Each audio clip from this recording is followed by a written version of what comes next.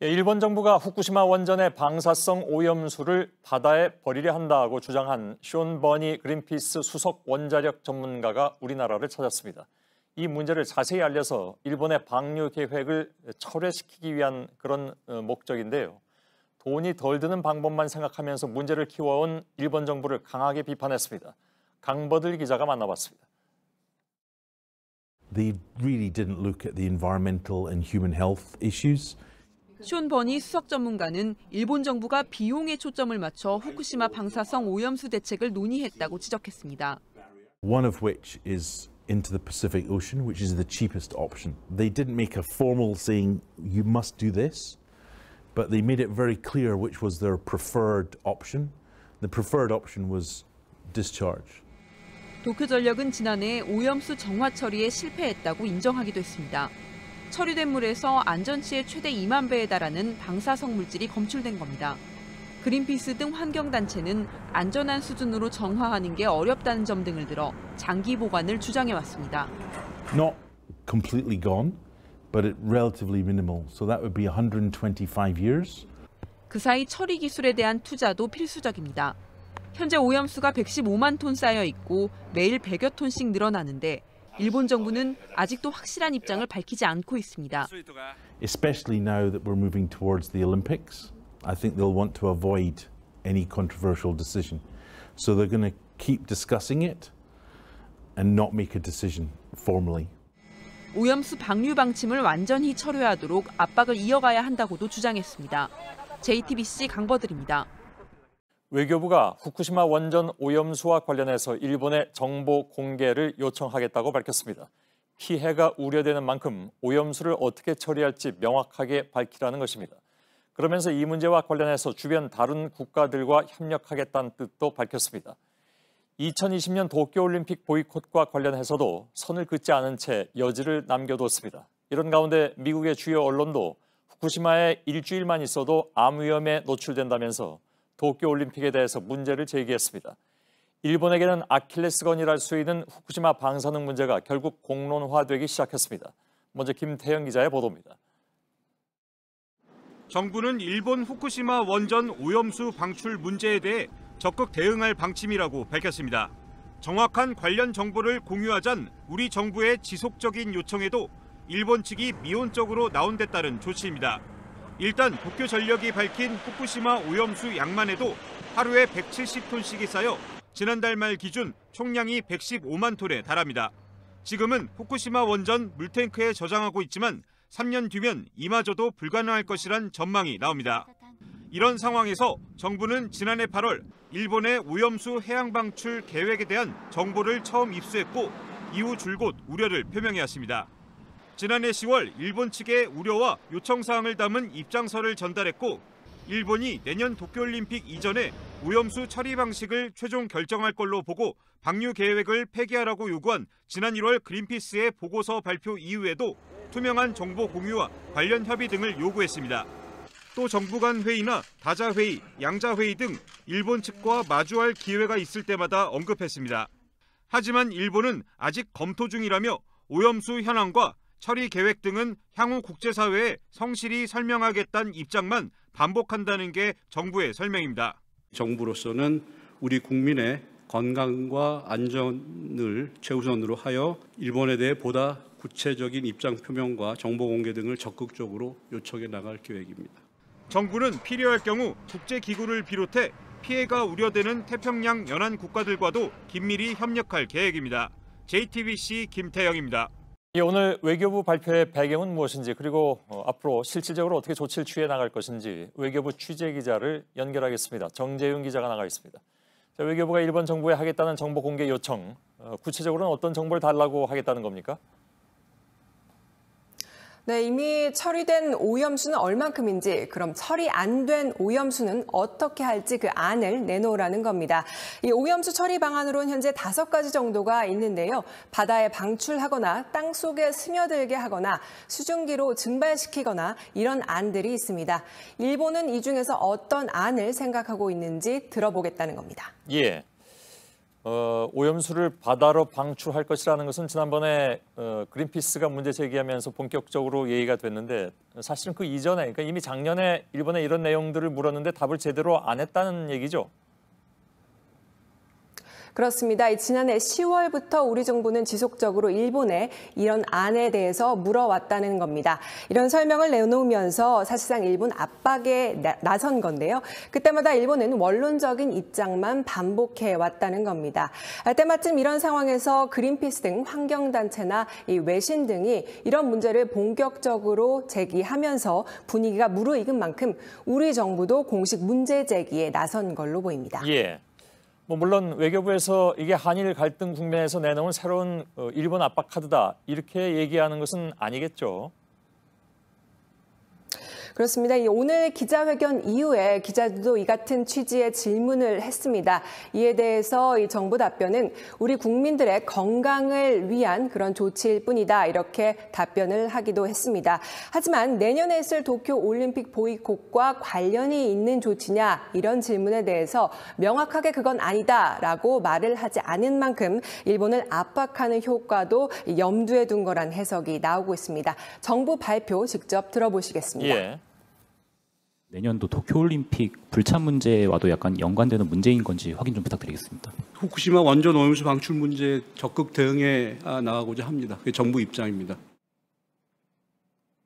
예. 자, 보이콧을 의미하는 것은 아니다라고 딱 잘라 얘기하지 않은 것 때문에 그래서 혹시 이것이 나중에 도쿄올림픽 보이콧 문제가 크게 사회 문제가 됐을 경우에 정부가 그 부분에 대해서 명확한 입장을 취하지 않았다는 것 때문에 정부도 혹시 동조할 수도 있다 이런 인식을 받을 수도 있는데 특히 일본 쪽에서 보면 그렇게 느끼기도 하겠죠. 그럼에도 불구하고 여기에 대해서 명확하게 선을 안 긋다 이렇게 오늘 해석을 하면 될까요?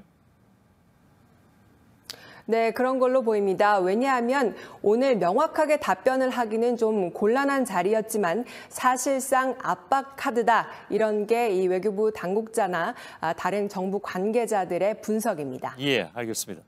자, 외교부는 이 문제를 국제기구하고 다른 국가들하고도 협력하겠다고 했는데 구체적으로 거론되는 국가들이 있습니까? 네, 일단은 국제원자력기구 IAEA 등과 같은 국제기구와 협력할 계획을 가지고 있다고 했습니다. 또 태평양 연안 국가들과도 협력을 하겠다고 했는데 구체적인 국가 이름을 거론하진 않았습니다. 다만 이 외교부 당국자는 해류로 보면 일본 열도 동쪽 지역으로 흘러간다면서 동북쪽으로 한 바퀴 돌고 궁극적으로는 환태평양으로 한 바퀴 돌게 되므로 우리 모든 나라에 해당될 것이다. 이런 설명을 덧붙이기도 했습니다. 범위를 넓게 잡고 있다는 뜻인데 실효성이 있을지는 좀 더 두고 봐야 할 것 같습니다. 예, 알겠습니다. 정재윤 기자였습니다. 후쿠시마는 말씀드린 것처럼 오염수 문제뿐만이 아니라 여러 가지 환경 오염으로 인해서 바로 조금 전에 얘기가 나온 도쿄올림픽과도 직결이 되죠. 후쿠시마에서 경기하고 후쿠시마 농수산물을 먹게 되는 도쿄올림픽은 방사능 위험에 휩싸여 있습니다. 선수들의 기본권 중에 하나인 건강까지 위협받는다는 것입니다. 후쿠시마에 일주일만 머문다 해도 암의 위험성은 매일 증가한다. 미국 LA타임즈는 후쿠시마 르포 기사를 내면서 이렇게 경고하기도 했습니다. 온누리 기자. 후쿠시마가 삶의 터전이었던 사람들조차 돌아가기를 꺼리는 텅 빈 땅. 그러나 일본 정부는 세계를 향해 후쿠시마로 오라고 손짓합니다. 未曾有の大災害から復興を成し遂げつつある東北の姿を世界中に発信していきたいと思います。 여전히 높은 방사능 수치, 그러나 안전하다고만 말하는 일본. 도쿄올림픽을 1년 앞두고 미국 언론 LA타임스는 논란의 땅 후쿠시마를 직접 찾았습니다. 이 신문은 일본 정부가 방사능 안전 기준치를 20배 높였다고 전했습니다. 원전 사고 후 8년밖에 지나지 않았지만 후쿠시마를 사람이 살 수 있는 곳으로 내세우고 있는 겁니다. 후쿠시마 현지에선 도쿄올림픽을 방사능 안전을 홍보하려는 전략으로 여긴다고 덧붙였습니다. 또 존스홉킨스 공중보건학 교수 인터뷰를 인용해 선수나 코치가 후쿠시마에 한두 주 머문다면 암에 걸릴 가능성은 하루하루 더 높아질 것이라고 경고했습니다. 오래 있을수록 비폭량이 많아지니까 거기에 비례해서 암 발생 확률이 증가한다. 이렇게 이해하시면 됩니다. 원전 사고 현장에서 70km 정도 떨어진 야구장. 그리고 100km 떨어진 축구장에서 열리는 올림픽 경기. 오염물이 남아있는 흙과 잔디 위에서 더구나 가쁜 숨을 몰아쉬면서 힘껏 뛰는 선수들은 방사능 피폭 가능성이 더 클 수밖에 없습니다. 운동을 하면 호흡량이 많아지잖아요. 호흡을 통한 내부 피폭은 많이 늘죠. 뿐만 아니라 일본 정부의 계획대로 후쿠시마산 음식물이 선수촌 식탁에 오르기까지 하면 선수들의 건강권은 더 크게 위협받을 것으로 보입니다. JTBC 온누리입니다. 일본 측의 반응은 어떤지 도쿄 연결해서 현지 분위기 들어보겠습니다. 윤서령 특파원이 연결돼 있습니다. 우선 한국 외교부 발표 이후에 일본 측 반응이 나왔습니까? 네, 현재 일본은 한국 추석에 해당하는 오봉 연휴 기간입니다. 때문에 아직까지 일본 정부의 공식적인 반응은 나오지 않았는데요. 다소 시간이 걸릴 것 같습니다. 이처럼 정부의 반응이 없기 때문인지 일본 언론들도 한국의 대응에 대해서 아직까지는 침묵하고 있습니다. 다만 한국 정부가 방사능 문제를 공론화할 것이라고 예상을 하지 못했던 분위기인지 다소 당황하는 분위기도 감지가 됩니다. 예. 자, 오늘이 연휴 기간이 아니었다 하더라도 일본 정부가 이 문제에 대해서 이렇게 바로 명확한 입장을 내놓기는 좀 어려울 것 같습니다. 네, 사실 지난 9일에 경제산업성과 도쿄전력이 이 오염수 문제를 어떻게 처리할 것인지를 논의하기 위해서 소회의를 열었지만 결정을 내리지 못했습니다. 이 오염수를 저장할 공간이 2022년 여름이면 한계에 달하기 때문에 이제는 진짜로 이 문제에 대해서 결정을 해야 할 시기입니다. 내년 도쿄올림픽을 앞두고 국제 여론이 악화된 가운데 또 이 지역 주민들의 반발도 거센 가운데에서 이 한국 정부와 주요 외신들까지 이 문제를 공론화하고 나선 상황입니다. 예. 자, 우리 외교부도 5가지 오염수 처리 방법 중에 과연 어떤 걸 택할 건지를 밝혀라. 이렇게 오늘 압박을 했는데 일본 정부가 지금 말은 안 하고 있지만 이 중에서는 지난번에 그린피스에서도 얘기한 것처럼 가장 돈이 덜 드는 해양 방출, 그러니까 바닷물에 흘려보내는 이런 방법을 우선적으로 고려하고 있는 거죠? 네, 일본 정부의 보고된 안을 보면 이 땅에 묻는 방식, 또 바다에 방출하는 방식 등 5가지 방안이 검토가 되고 있습니다. 그런데 비용을 비교해 보면 해양으로 방출하는 방식이 다른 방식에 비교해서 적어도 10배, 많게는 70배 이상 차이가 납니다. 또 처리 기간도 가장 짧고 여기에 들어가는 이 시설의 규모도 적은 편입니다. 일본 정부의 관심이 어디로 향하고 있을지 짐작이 가는 대목입니다. 예. 자, 일본 정부는 그럼에도 불구하고 이 오염수 얘기만 나오면 안전하다, 통제되고 있다 이렇게 얘기만 되풀이하고 있는 상황인데 앞으로도 당분간 그럴 것 같습니다. 어떻습니까? 네, 아베 총리는 이 후쿠시마는 완전하게 컨트롤되고 있다 이렇게 말한 바가 있습니다. 그러면서 이 안전하다는 거를 강조하기 위해서 지난 4월에는 방호복을 입지 않은 채 양복만 입고 이 후쿠시마 원전을 찾기도 했습니다. WTO 수산물 분쟁에서 패하고 나서도 일본 수산물은 안전하다라는 주장만 반복했습니다. 하지만 당장 이 후쿠시마 지역에서 올림픽 야구 경기가 열리는 데 대해 우려가 커지고 있는데도 일본 정부는 이 지역의 방사능 수치는 안전하다는 말만 반복하고 있습니다. 예, 알겠습니다. 앞으로 추이가 상당히 좀 궁금해지는 대목입니다. 윤서령 특파원이 도쿄에서 전해드렸습니다. 시작하겠습니다. 최근 5년 동안 일본에서 수입된 고철 가운데 24건에서 기준치를 넘는 방사성 물질이 검출돼서 반송된 것으로, 즉 되돌려진 것으로 확인됐습니다. 고철은 가공된 뒤에 우리 생활 곳곳에 쓰이는 자재입니다. 그런데 이 24건 가운데 22건을 정부가 아닌 민간에서 검출했습니다. 이 가운데에는 후쿠시마가 아니면 나오기 힘든 세슘 137에 오염된 흙도 있었습니다.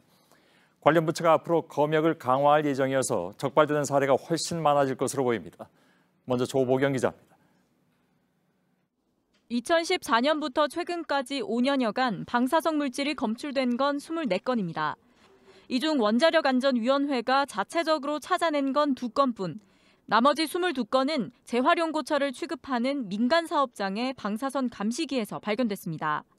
원안위는 관련 법에 따라 공항과 항만에 방사선 감시기를 설치해 운영합니다.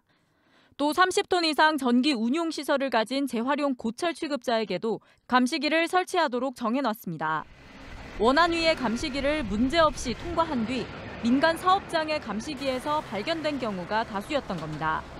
민간에서 방사성 물질을 찾아 일본으로 돌려보낸 것 중엔 오염된 흙도 있었습니다. 이 흙에서 검출된 핵종은 세슘 137, 원전 사고 같은 인위적인 핵 사용에서만 나타나는 물질입니다. 후쿠시마 원전 사고 때문에 나온 방사능 물질이 한국에 들어온 거예요. 세슘 137은 자연계에 없고 핵 분열 반응이 있을 때만 나오는 물건이란 말이에요. 그게 그렇게 다량으로 있으려면 후쿠시마 원전에서 나온 것 말고는 나올 수 있는 곳이 없어요. 흙을 비롯해 고철과 알루미늄 스크랩 등 총 8개의 품목에서 세슘 137이 나와 반송됐습니다. 원안위는 민간 사업자의 감시기도 원안위에서 설치해줬기 때문에 방역이 뚫린 것이 아니라고 설명했습니다. JTBC 조보경입니다. 고철만의 문제가 아니었습니다. 마스카라와 같은 생활용품에서도 기준치가 넘는 방사성 물질이 나와서 반송됐습니다. 후쿠시마 인근에서 우리나라에 오는 컨테이너는 한 해에 8만 개가 넘습니다. 문제는 이 중에서 방사선 검사를 하는 것은 5% 이하이고 이마저도 컨테이너째, 그러니까 통째로 검사를 하기 때문에 정확성에 의문이 든다는 것입니다. 김민관 기자입니다. 일본 후쿠시마 인근에서 만들어진 기저귀와 마스카라 등은 컨테이너 박스에 실려 수입됩니다. 후쿠시마 반경 250km 이내의 지역에서 우리 항구로 들어오는 컨테이너는 매년 8만 개가 넘습니다. 관세청은 항구에서 방사성 물질이 포함되어 있는지를 검사합니다. 문제는 컨테이너 외부에서만 측정하고 그 안의 내용물은 직접 검사하지 않는다는 겁니다. 컨테이너 자체가 쇠기 때문에 차폐 기능이 있어요. 그렇기 때문에 바깥에서는 그걸 찾아내기 좀 쉽지 않을 수가 있고요. 감도가 웬만큼 강해지지 않고서는. 수입된 컨테이너를 다 검사하는 것도 아닙니다. 최근 5년간 검사 건수는 전체 수입량의 5% 이하였습니다. 관세청 매뉴얼은 1에서 5%만 무작위로 조사하도록 돼 있어 규정에 어긋나진 않습니다. 하지만 이 규정 자체가 2011년 후쿠시마 사태 때 급하게 마련돼 보다 엄격하게 바꿔야 한다는 지적이 계속됐습니다. 전산 시스템도 없습니다. 검사 결과를 손으로 적다 보니 정확한 통계조차 잡히지 않습니다. 전담하는 인력도 없습니다. 일반 화물을 검사하는 직원이 방사선 검사도 함께 맡습니다. 관세청은 원안위에서 전문 인력 등을 파견받아 문제점을 개선하겠다고 밝혔습니다. 이 문제를 취재한 김민관 기자가 지금 스튜디오에 나와 있습니다. 방사선 검사 자체에 허점이 많아 보이는데 구체적으로 어떤 식으로 검사를 합니까? 네, 일단은 항만에 고정형 방사선 검사기라는 걸 설치해뒀습니다. 이 원자력안전위원회와 관세청이 모두 이 장치를 쓰고 있는데요. 지금 보시는 것처럼 이렇게 수입된 컨테이너는 트럭에 실려서 시속 10km 이하의 속도로 이 검사기를 빠져나가게 됩니다. 이 과정에서 방사능 검출이 되면은 이게 경보음이 울리게 되고 이렇게 조사가 더 이루어지게 되는 겁니다. 근데 이제 컨테이너 안에 있는 물품이 아니라 컨테이너를 이렇게 바깥에서 검사하는 거잖아요. 이렇게 통째로. 정확도가 떨어질 수밖에 없을 것 같습니다. 네, 그렇습니다. 저희가 취재하던 전문가들은 이 차폐 기능을 우려했습니다. 그러니까 이 안에 방사성 물질이 있더라도 새로 만들어진 컨테이너가 이 방사성 물질을 감싸기 때문에 바깥에서는 검출되지 않을 수 있다, 이렇게 지적을 했습니다. 어찌 보면 이제 눈 가리고 아웅 이런 느낌이 듭니다. 관련 부처는 뭐라고 얘기를 합니까? 네, 관세청도 이런 고정형 감사기만으로는 부족하다는 점을 인정했습니다. 저희가 취재를 이어나가자 앞으로 인력을 보완해 일부 컨테이너만이라도 직접 열어서 검사를 하겠다, 이렇게 답했습니다. 반면에 원안위의 설명은 조금 다른데요. 이 장치만으로도 방사성 물질을 파악하는 데는 문제가 없다는 입장입니다. 그러면 관련 부처 간에 지금 말이 엇갈리는 그런 상황이잖아요. 이게 좀 뭔가 개선을 해야 된다는 데는 다 동의를 합니까? 그렇습니다. 공감대는 이루어지고 있습니다. 이 관세청은 후쿠시마 인근에서 수입되는 컨테이너의 1에서 5%만 현재 검사를 하고 있는데요. 이게 2011년 만들어진 규정 때문인데 후쿠시마 사고 당시 인력에 맞춰서 급히 만들어졌기 때문에 이 기준을 좀 더 높여야 된다는 이 공감대는 형성이 된 상태입니다. 관세청은 이 기준을 다시 검토하겠다고 이렇게 공식 답변을 내놨고요. 무엇보다 부처별로 현재 나눠지고 있는 방사능 검사 업무를 일원화해야 한다는 목소리도 나오고 있습니다. 이 표를 보시면요, 현재 식품은 식약처, 그리고 석탄은 환경부, 고철은 원자력안전위원회, 그리고 공산품은 관세청에서 이렇게 각각 나눠서 검사를 하고 있는 상황입니다. 그럼 이걸 다 합쳐서 어디서 하긴 좀 어려운 거 아닌가요? 다 이렇게 전문 분야가 있기 때문에 이렇게 나뉘어진 것 같긴 한데.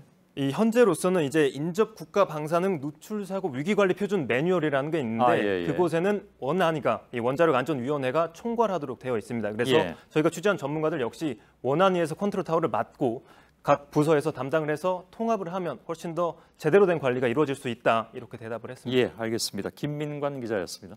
후쿠시마 원전에 쌓아둔 방사성 오염수를 일본 정부가 방류하려 한다는 의심이 커지고 있죠. 실제로 오염수를 바다에 버리면 태평양 주변 국가에 큰 위협이 됩니다. 1년 안에 우리 동해에 바로 이 암을 일으키는 방사성 물질이 들어올 것이라는 주장이 나왔습니다. 강버들 기자입니다. 2011년 3월 동일본 대지진에 후쿠시마 원전이 폭발하면서 방사성 물질이 유출됐습니다. 그중 불임과 암을 유발하는 세슘 137이 바다에서 어떻게 이동했는지 일본 가나자와 대학 연구진 등이 추적했습니다. 후쿠시마 원전 연안을 거쳐 태평양으로 흘러든 세슘 137은 해류를 타고 남쪽으로 퍼졌습니다. 이 세슘 137은 필리핀 쪽에서 올라오는 쿠로시오 해류와 만나 동중국해와 우리나라 동해까지 흘러들었습니다. 동해로 유입되는데 1년쯤 걸린 것으로 추정됩니다. 세슘 농도가 2012년부터 올라 2015년에서 2016년에는 세제곱미터당 300크렐, 그러니까 사고 전에 2배까지 치솟았기 때문입니다. 일본이 현재 후쿠시마 원전에 쌓인 오염수 110만 톤을 방류하면 같은 경로를 통해 1년 안에 방사성 물질이 동해로 흘러들어옵니다.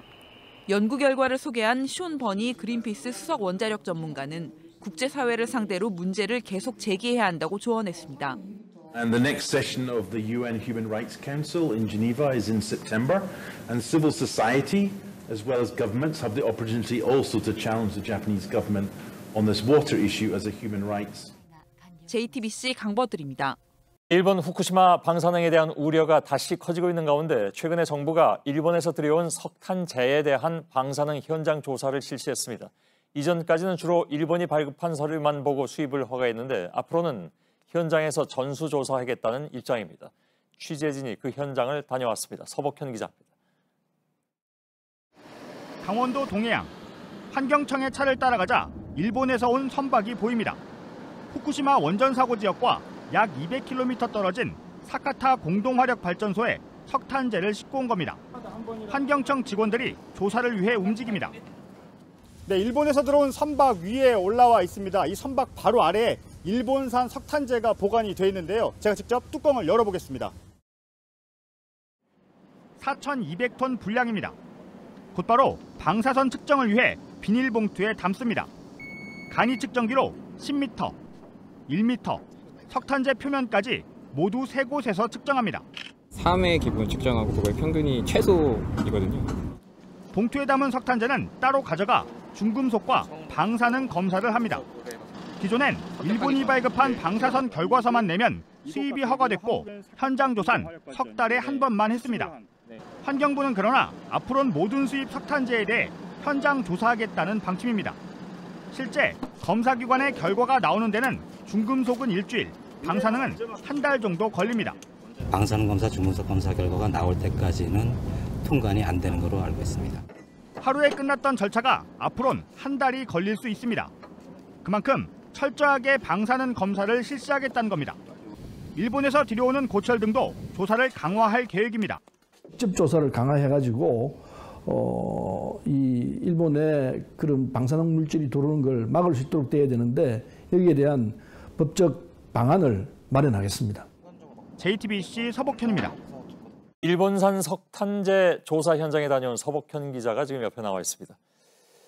이거 사실 뭐 진즉부터 이렇게 했어야 되는 건데 이제야 한다는 느낌부터 듭니다. 예. 네. 이게 그러니까 쉽게 말하면 석탄재라는 거는 그냥 폐기물이잖아요. 그렇습니다. 일본에서는 그걸 다 우리한테 수출을 합니까?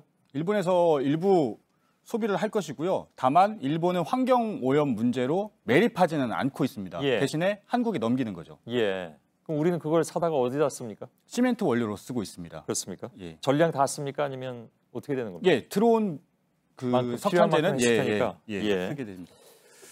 앞으로는 현장에서 전수조사하겠다고 했는데 그럼 일본에서 한 방사선 측정 결과서는 뭐 소용없다는 얘기인가요? 네, 현장에서 만난 환경청 관계자는요. 앞으로는 참고만 할 것이다. 이렇게 얘기를 했습니다. 그러니까 일본 서류에 의존하지 않고 우리 정부가 직접 안전한지 일일이 확인한다는 겁니다. 예.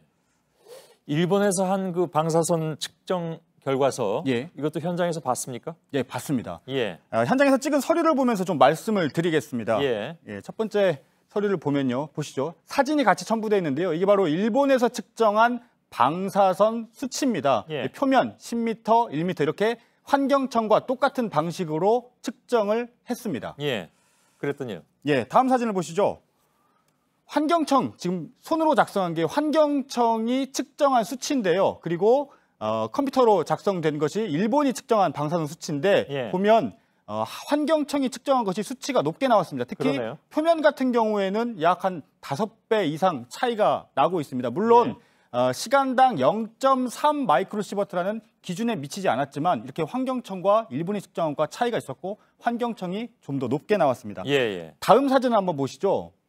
그럼 일본은 과연 어디서 측정을 한 것이냐 봤더니 측정 업체명에 사카타 공동화력발전 이렇게 돼 있습니다. 그러니까 수출하는 일본 업체가 스스로 측정을 해서 이 문건을 한국에 넘긴 겁니다. 아, 제3자가 한 게 아니라? 그렇죠. 당사자죠. 지금까지는 그런 일본 수출업체가 괜찮다고 하면 믿고 받아들이는 그런 상황이었다는 얘기잖아요. 그렇죠. 혹시 뭐 문제가 됐던 적은 없습니까? 있었습니다. 2015년 환경부에 당시에 국정감사 발언을 한번 들어보시죠. 장관님 혹시 이렇게 폐기물, 일본으로부터 들어오는 폐기물 허가신 것으로가 위변조되고 있다는 사실을 혹시 그 전에 보고를 한 번이라도 받은 적이 있으십니까? 이게 국감 당시의 발언입니다. 좀 더 말씀을 드리겠습니다. 사진을 하나 보시죠. 국감장에서 공개된 사진인데요. 당시 일본산 석탄재 방사선을 측정한 사진을 재활용했다라면서 이렇게 사진까지 공개가 됐습니다. 돌려쓰기 했다? 예, 그렇습니다. 방사능에 대한 우려가 커지고 있고 일본의 조사 결과도 그대로 믿을 수가 없기 때문에 앞으로 우리 정부가 전수조사를 하겠다는 겁니다. 지금까지 현장 조사는 분기별로 해왔다고 하는데 그러면 전체 수입 건수는 1년에 몇 건 정도 됩니까? 약 400건입니다. 그런데 현장 조사는요. 한국의 4대 시멘트 업체별로 3개월에 한 번씩 하니까 1년에 모두 16번 현장 조사를 합니다. 그러니까 전체로 따지면 5% 정도에 불과합니다. 현장 조사를 한다고 해도 중금속 또는 방사능 검사는 이미 수입 허가를 해준 다음에 나중에 결과를 확인하는 차원입니다. 그러면 이제 전수조사를 하겠다고 했는데 그럼 언제부터 합니까? 이번 달 안부터 시작이 될 것으로 보입니다. 일본은 환경 오염에 대한 우려로 석탄재를 우리나라에 넘기면서 운송비를 지원해 왔는데요. 시멘트 업계에서는 검사에 시간이 오래 걸리면 생산 차질 또 비용 상승이 될 수 있다 이런 우려를 하고 있습니다. 환경부는 시멘트 업계 등과도 이에 대한 대책을 논의할 계획입니다. 하지만 무엇보다도 환경에 대한 중요성이 커지고 있기 때문에 정부와 여당은 석탄재뿐만 아니라 다른 일본산 수입품도 방사능 검사를 강화하는 방안을 검토하고 있습니다. 알겠습니다. 서복현 기자였습니다. 수고했습니다. 일본산 석탄재를 비롯해 우리나라로 수입되는 폐기물에 대한 방사능 안전 문제 계속 우려가 커지고 있습니다. 정부가 오늘 석탄재뿐만 아니라 일본에서 들여오는 플라스틱 폐기물 같은 품목도 안전 점검을 강화하기로 했습니다. 박상욱 기자입니다. 방사능 검사가 강화되는 수입 폐기물은 타이어와 플라스틱, 배터리입니다. 사실상 수입 폐기물 전체에 대한 안전 검사가 강해지는 겁니다. 석 달에 한 번이었던 방사능 중금속 검사를 매달 실시하고 위반 사례가 나오면 반출 명령 같은 강력한 조치가 내려집니다. 석탄재는 해마다 130만 톤 안팎이 수입되는데 전부 일본산입니다. 하지만 수출한 회사의 위치는 확인할 수 있어도 어디서 수거됐는지 추적하긴 어렵습니다. 폐타이어는 최근 수입량이 급증해 지난해 25만 톤 가까이 들어왔습니다. 후쿠시마 원전 사고 이후 일본산은 줄어들곤 있지만 지난해에도 529톤이 수입됐습니다. 특히 일본산 플라스틱 폐기물은 2년 만에 2배 넘게 늘어 전체 수입량의 40.7%를 차지했습니다. 중국과 동남아 국가들이 잇따라 수입을 막자 그 물량이 고스란히 우리나라에 들어온 겁니다. 국내 폐기물도 점차 감당이 어려워지는 만큼 폐기물 수입 자체에 대한 규제가 필요하다는 목소리가 커지고 있습니다. JTBC 박상욱입니다.